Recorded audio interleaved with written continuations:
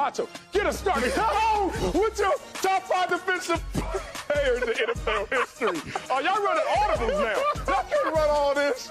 Double move, stick routes. Come on, let's go. Yo, my top 5 defensive players in NFL history. Be real. At number 5, this is going to blow some people's minds, but I do not care because I saw him with my own eyes. Luke Kuechly. Luke Kuechly. It's coming. Luke Kuechly might. What? Luke Kuechly All might. time, not our era. Luke Kuechly might be the greatest defensive football player I ever saw. And I saw Ray Lewis, but I saw Ray Lewis at the end of his career. Ooh. But Luke Kuechly might be the greatest defensive player I ever saw. Just a couple facts. Now, mind you, Kuechly only played 8 seasons. Oh, okay. But in his 8 seasons, he had more tackles than every other player who played in that same decade, who played 10 seasons.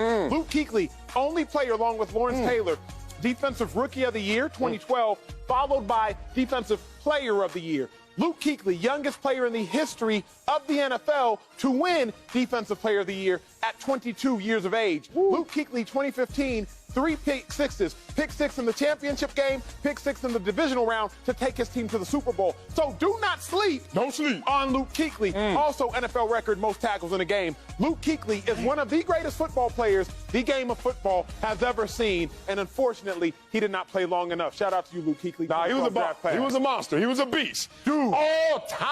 I'm listening. I'm listening. And number 4. Who you got? Ed Reed. Oh, let's Ed Reed is, Ed Reed is just. Oh, come on. His name is Ed Reed. Come on. Ball hawk, dude, Yes. everything, Super Bowl champion, multiple-time Hall of Fame, multiple-time Pro Bowler, multiple-time All-Pro, and in the Hall of Fame. Yeah. His favorite play, my favorite Ed Reed play, don't even come from the NFL. Now, I understand this NFL list. The streets? But you remember in college, Miami, his defender recovers a fumble. Ed Reed strips his own teammate, takes it back to the crib.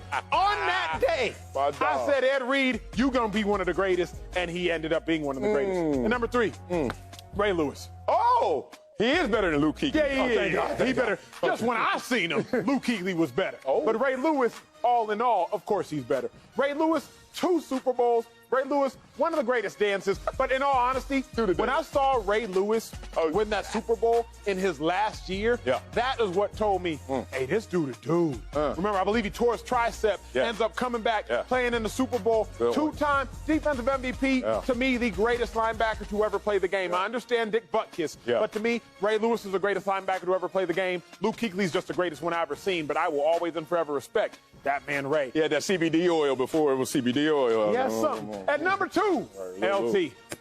Lawrence Taylor. Number 2? Number 2. Oh, it's getting thin up top. It's getting thin. We got a couple names you ain't listed yet, and we only had 2. At number 2, Lawrence Taylor.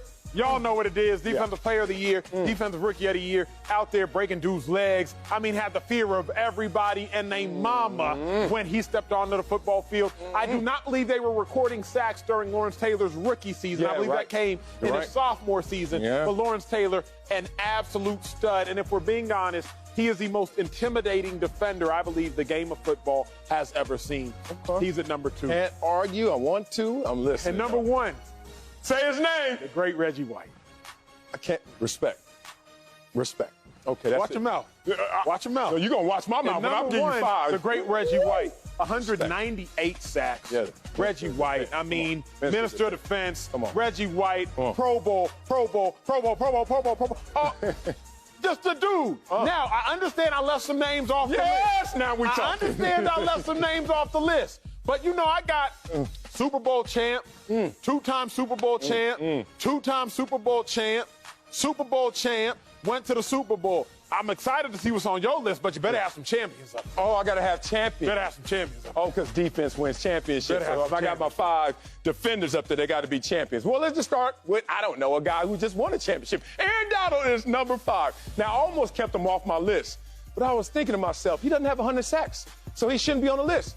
I don't have 100 sacks. That's why I'm not on the list. But I was like, you know what? In his first game next year, he's going to break 100 because he's already at 98. Aaron Donald, come on, dog. Aaron Donald lines up everywhere on the line, especially on the interior. You know how difficult it is to get a sack from the shade, how difficult it is to get the sack from the two-eye. All of these positions they put Aaron Donald in because they want him to take advantage of mismatches, take advantage for this team. Aaron Donald, number 5, all time on my list. Number 4, Lawrence Taylor. Now, don't look at it like he's low, y'all. Let's just look at it like it was a different era. Lawrence Taylor changed the game. He was the first linebacker. They said, you know what? There is a mismatch out there against you and that tight end. Rushing the passer. Going against that running back. Rushing the passer. Not saying that's an easy road, but it's an easier road to the quarterback. But Lawrence Taylor took full advantage of it. You already read down his accolades and the stats. But you know now these top three going to be a little different than yours. Nasty. Number 3. Let's go. Reggie White. Got to give respect to Reggie White. Don't think he's too low again, Acho. Reggie White was a monster. I remember we played Reggie White up in Toronto. And I remember looking up and sizing him up. I was like, he's not that tall. And then I was like, he's not that big. I mean, he's big, not that big. And then I saw him hump people. And I realized it don't matter how big the book is, boy, because this guy was next level. Reggie White, top 3 all time. Number 2. Now, talking about my heart.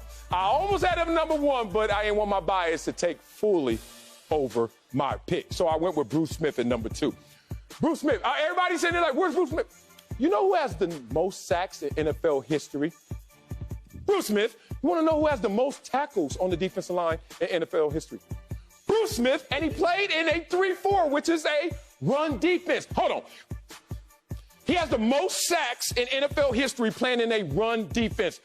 Bruce! I don't know why he's not on your list, but we're going to argue in a second. Number 1, come on, man. Let's go to swag. Let's go swag it out. That's the problem. This the problem? Put his name up there and say it's a problem. Deion Sanders. Dude had 21 chains on when he got drafted. You knew he was going to be special. Played his entire career. Everywhere he went, you talking about championships, they followed where Deion Sanders went. Deion Sanders, not only the way he carried himself, but the way he shut down the field. I love all of these other guys on this list.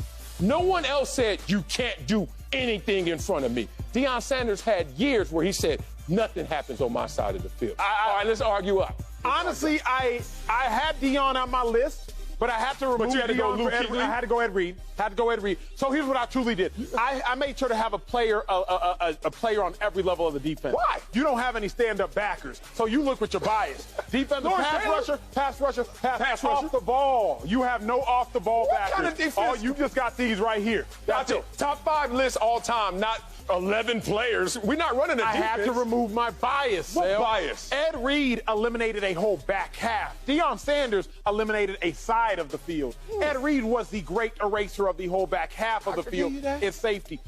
Here's what's interesting about Kuechly and Donald. Don't do this. Kuechly could impact the game more than Donald could impact the game. I'll give you that. Because if you recall, Kuechly can do so much. He can blitz, get a sack. He can drop back, get a pick, and he can rack up tackles. Donald's career is longer. But at their peak powers, bro, you can have greater impact because you're going to touch more players. Yes, but it's more difficult for what Aaron Donald has to do in the interior, and it all starts where? Up front. So you got to always lean a little towards anybody who's as productive in the front end as they are on the back end. That's a good point. But remember, as the brains of the defense, Kuechly is aligning everybody up front and making sure everybody up. Kuechly's just tasked to do significantly more than Donald. Kuechly also was just amazing. He was amazing. But he's not better than anybody on my list. Luke Kuechly was answered the same. He's not better than these guys. And more importantly, golly, look at my list. All I got, I'm running a 4-1. Everybody on the line, and then we go have Deion in the middle. Why is Bruce better than Reggie White? Oh, God. You can't just tell me the 2 sacks make the difference. No, it's not the 2 sacks. I think Reggie was a better pass rusher. You could say that, and then you'll be wrong. Here's the thing.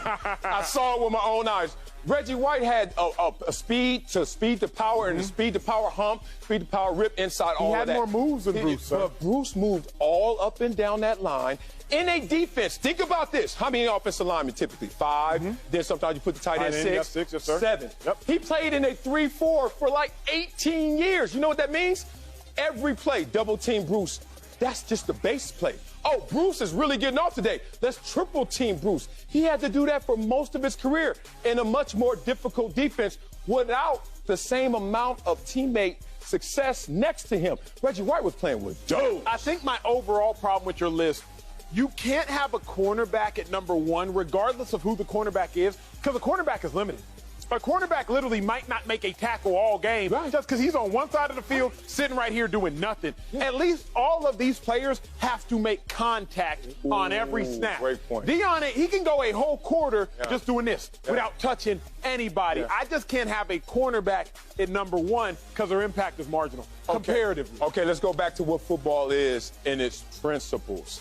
It's a game of skill, but it's a greater game of will. We are trying to move human beings against their will amongst this acreage, right? So Deion just basically says, oh, I'm going to cover up this half acre over here. And more importantly, no matter what you want to do, you're not willing to do it on me, in front of me.